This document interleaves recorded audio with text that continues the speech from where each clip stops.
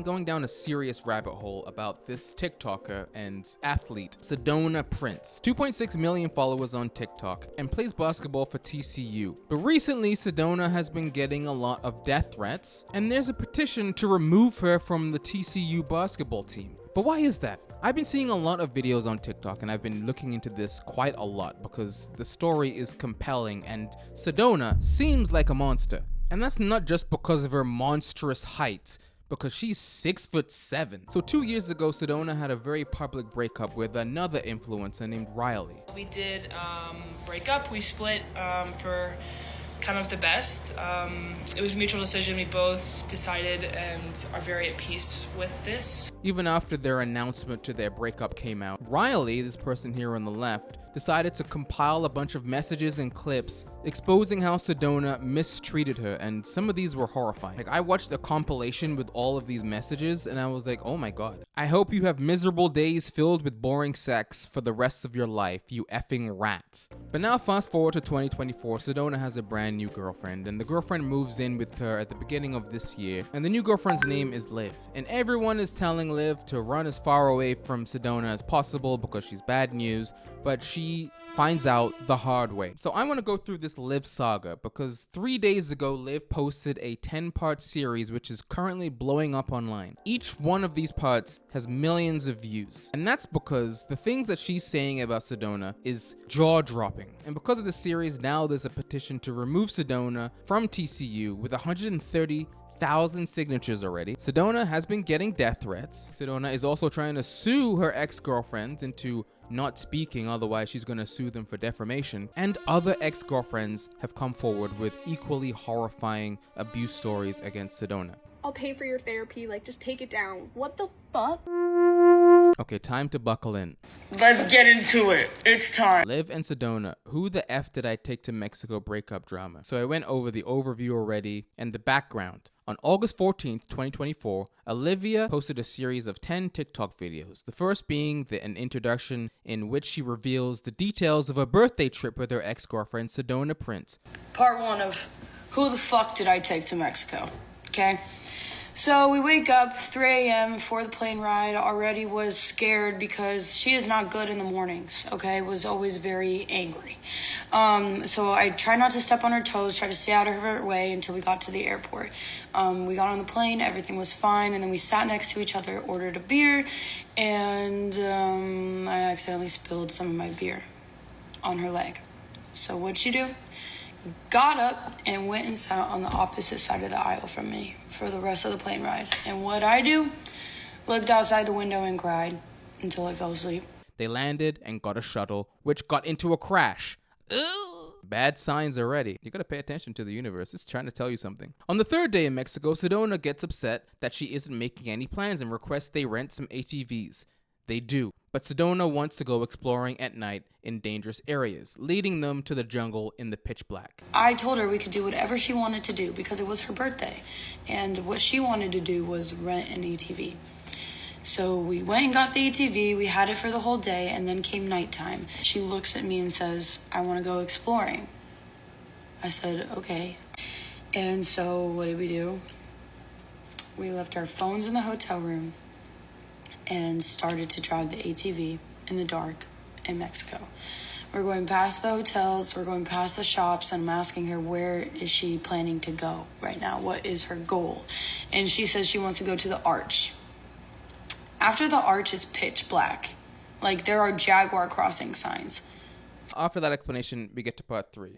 At this point, I am begging her to turn it around and for us to do this in the daytime when we have our phones, because we left our phones to be more present in the moment. She's not answering me. She's just going and going faster. We're now past the Arch and it's pitch black and it's the scariest thing I've ever experienced. And I'm begging her, screaming, please stop the ATV. Please stop the ATV. And she stops it as hard as she can, shoves me to the ground, looks me dead in my eyes, and then takes off and leaves me in the pitch fucking black. So what do? I get up and I start running for my fucking life because... What? You got pushed off of an ATV and left in the dark in the jungles of Mexico? I don't know if you've ever been on an ATV. They're very hard to use at nighttime because the little lights that they have on the front, they're not like car lights. You can basically just see the floor in front of you. And driving at nighttime is not very safe. I don't know what else. I didn't know what else to do in that situation. I'm literally telling myself, you're gonna make it, Liv. You're gonna make it.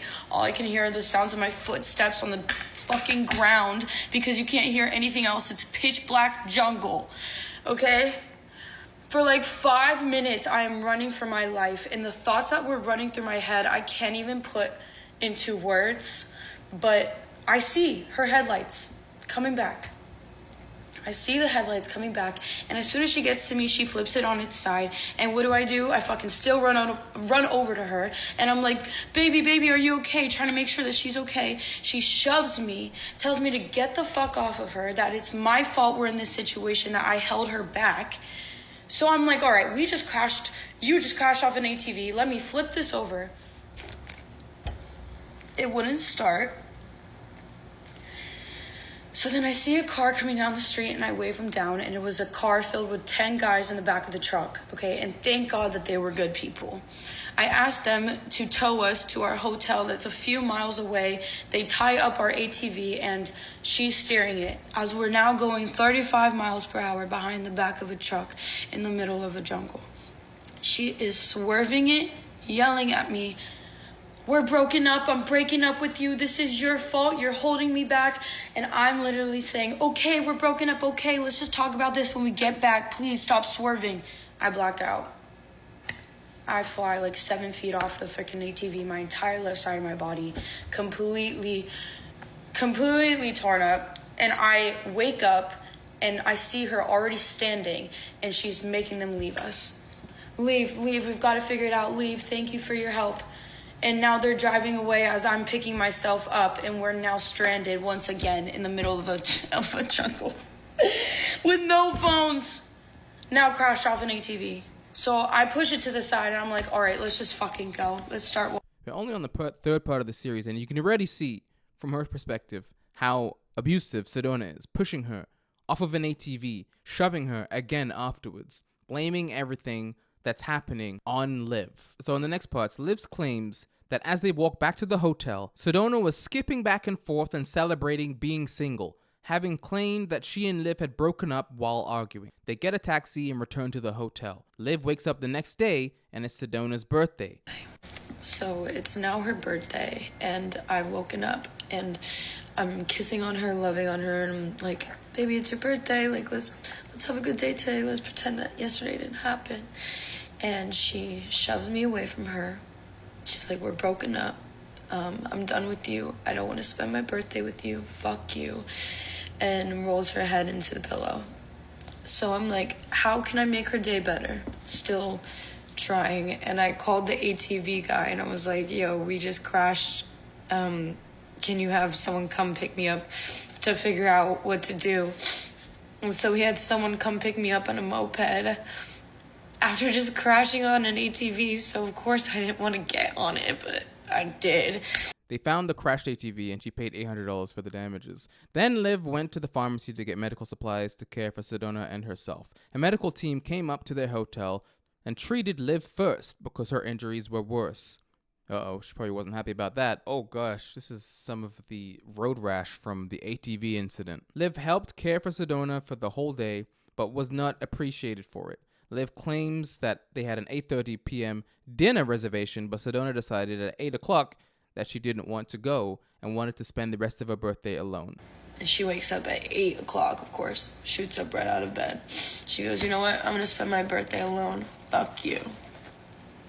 Sedona leaves the hotel room and Liv sleeps for 2 hours, angry. She wakes up to text from Sedona, apologizing and claiming she's currently getting a tattoo, asking Liv to pull up. Liv gets to the tattoo parlor and sees 5 girls taking shots with Sedona. What kind of a tattoo parlor has alcohol? 3 of them whom Liv knows and 2 of them who she now hates. I get a text from her saying that she's getting a tattoo down the street and that I should pull up. At this point, I just wanted to see my girlfriend. So what did? I got in a taxi and I told her I was on the way. And she told me Baby, I'm so sorry for the way I reacted today. You've planned such an amazing birthday for me. I just want my birthday to be manic, quote unquote. What? My birthday is supposed to be manic. We can both get inked for cheap, $50 minimum. And I show up to the tattoo shop, and what do I see the first thing when I walk in? 5 girls taking shots with her. All right, okay. What am I walking into? There's 3 girls that I love, still talk to this day. 2 girls, you guys can eat this. Eat it. They are flirting with her right in front of me, literally calling her sexy, mommy, hot, and I'm with the 3 other girls who were gravitated towards me and were only talking to me, and I'm just pushing back shots because I'm like, I don't even want to be sober right now. So she comes up to me and she's like, oh, they just asked to have a threesome. I said, you're fucking joking, right? Are you actually joking? And she's like, well, I got their number and we're gonna go over to their villa when you're done with your tattoo. So I was like, okay, why did you invite me again? So those girls leave, right? And now it's just me and her as I'm getting the rest of my tattoo done. And she immediately goes cold to me, stops talking to me. And then my tattoo is done and the girls come to pick us up to take us to their villa. This one girl, and I'm gonna name her Francesca, she got out of the front and she literally was like, I'll sit on your lap. To my freaking girlfriend. I look at her and I'm like, no, you're not, bro. What are you doing? So then automatically the tension in the car was so awkward. My girlfriend didn't even want me sitting on her. I could literally feel the energy. So I felt like I was just going along for the ride to make sure that she wasn't cheating on me. Like, that's literally what I felt like I was there for. They arrive at Francesca's villa, where Liv and another girl go to the bathroom together. The friend asks Liv, what's your girlfriend on? Ooh, and Liv starts crying. The friend supports Liv and promises to help keep the other girls off her, offering her a place to stay in the villa. Then Liv and the friend go downstairs to see Sedona topless in the pool with Francesca, pouring a shot down her mouth. Sedona is a vindictive rat. Because the 3 girls that were talking to me, that gravitated towards me, they apparently were a separate friend group from the 2 girls that they were with. They all met that same night. So she was like, look, if you need a place to stay, we're going back to our villa soon. You can come with us. I was like, thank you. I appreciate that. We go downstairs and you will not believe what I see, what I saw. I don't even know if I can say it. My girlfriend was in the pool of the villa without a top on and holding Francesca in her arms, pressed against her, pouring a shot of Don Julio in her mouth. Saying, come here, sexy, come here, mommy. Bro, it gets worse. It gets worse. Just wait. Oh my goodness. Liv says she's going to leave Sedona, and Sedona threatens to hook up with Francesca if she... Friggin' Francesca! And I say, I'm gonna leave. I don't deserve to sit here and watch this, so I'm gonna go. And she looks at me and says, if you leave, I'm gonna hurt tonight. The girls go to another villa, but then Liv realizes she has Sedona's phone. The friends return the phone, urging Liv to stay there. When they return the phone, they're screaming. So they run back to the villa, and I'm at the front now, and I just hear blood-curdling screams. And I'm like, what is going on? So then I see them running out of the front of the villa, literally running for their life. They're like, we are leaving with or without you. We are leaving right now. Your girlfriend is a psychopath. I'm like, what is going on, bro? They said that the look in her eyes when they gave the phone back to her was the scariest thing that they've ever seen in their life. And the thing is, I know exactly that look. So they leave because something, of course, in me told me to stay with her. And they leave, they get my number. They're like, make sure that you're okay. Please text us. Please stay safe. Like, we love you. We're here for you. And, yeah, I went back to go find her, and she was laying in the bushes, saying that her ankle was broken.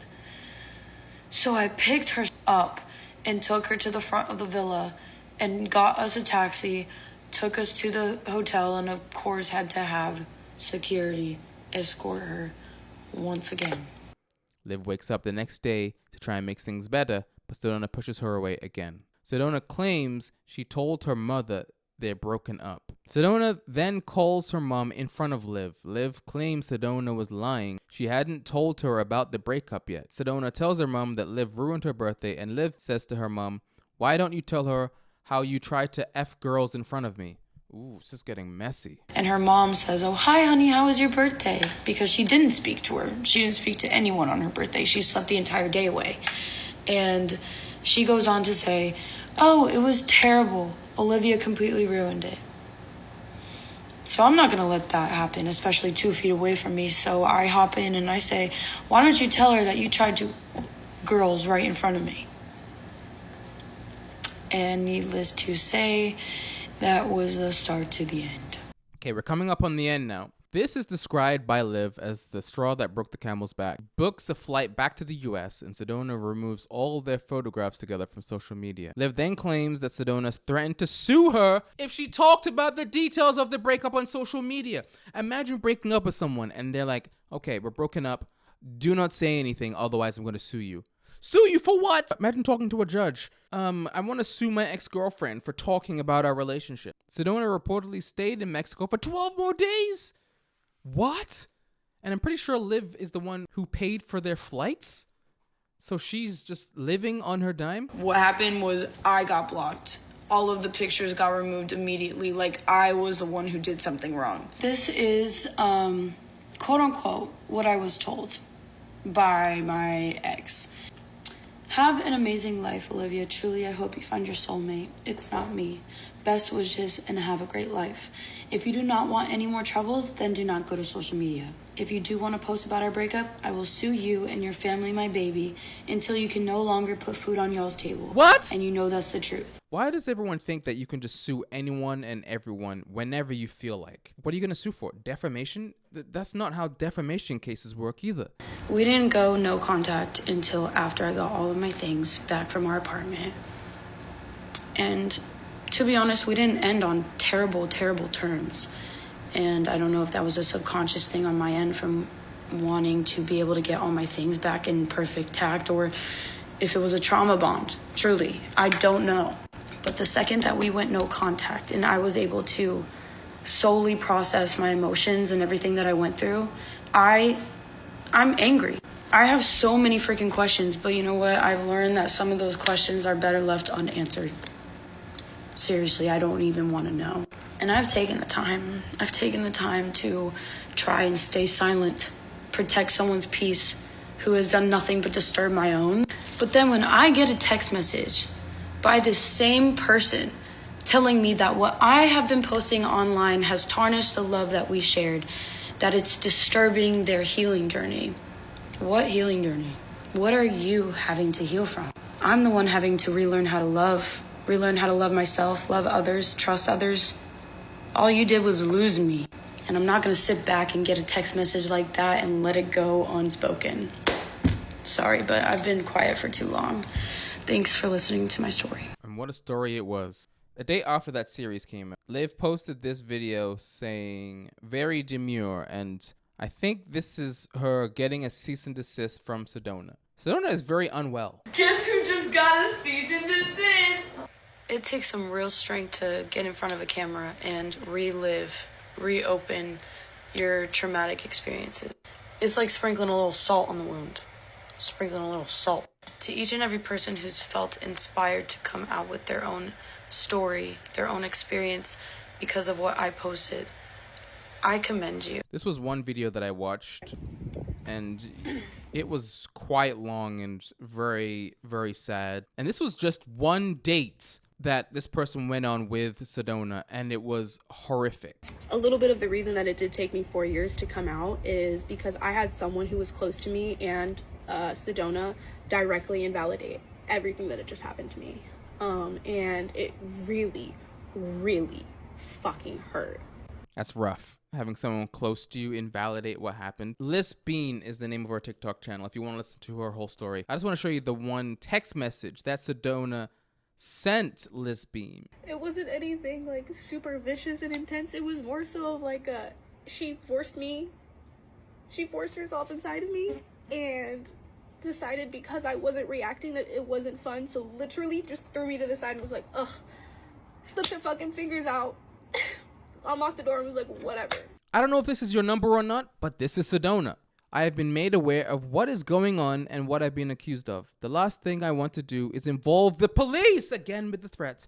And I know you don't want that either, but people are harassing my entire team, so I've been in contact with the police chief. What the frick are you gonna say to the police chief? I sexually assaulted somebody on a first date, but please, they're talking about it online. I don't want to hurt you in any of this, and I'm sorry that I ghosted you after our date 3 years ago. Oh yeah, the ghosting is the problem. I want you to heal from this in the best and most healthy way possible. I am offering to pay for your counseling and any treatment you need, but you need to stop spreading false accusations on TikTok. If you continue, I will have no choice to press charges. Faith is the other ex that went into a similar situation with a 3-part story. This is where everything went south, and this was the last time I ever saw her again, and I will ever let a woman or anyone ever put their hands on me. I think I've gotten through most of the videos that I had prepared to talk about on this situation. Sedona, the 6'7" crazed lunatic that is just obviously one of the worst people I've ever heard of. I don't know if this petition is gonna hold any weight, but it's good to see that a lot of people are coming forward and sharing their stories.